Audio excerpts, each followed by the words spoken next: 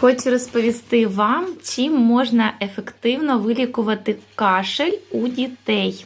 У мене діткам молодшим 6 років та 8. Я перепробувала дуже багато різних сиропів, різних навіть інгаляцій ми купували, бо були обструктивні бронхити. А ви знаєте, що насправді допомогло моїм діткам? Це пертусин.